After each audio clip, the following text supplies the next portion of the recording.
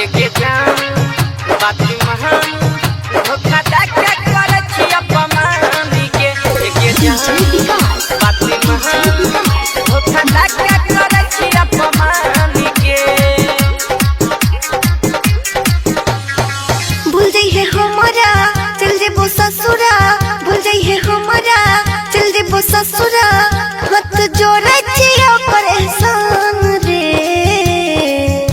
के जान बात महान धोखा देके करे छी अपमानी के जान बात महान धोखा देके करे छी अपमानी के।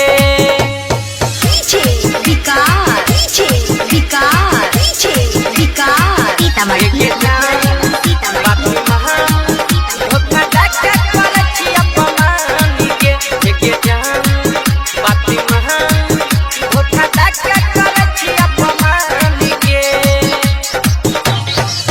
याद न करी है हमारा यारबा माने हमर बात रे, दुश्मन बनले बाबू माई जी तोरा से कैला कात रे, तोरा से कैला कात रे।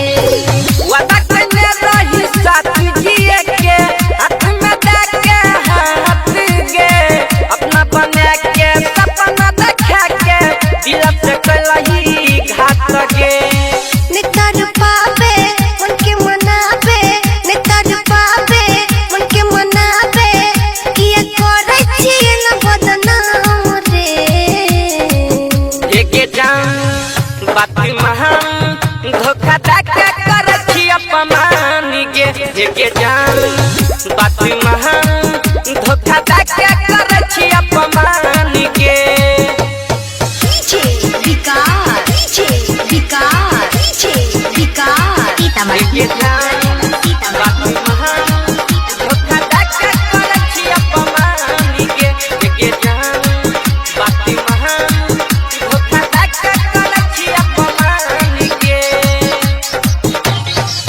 भोजपुरी में छोड़ चलियो कर दे हमारा माफ रे, एना जब को नहीं भी हमारा रुक जैतो सास रे, रुक जैतो सास रे।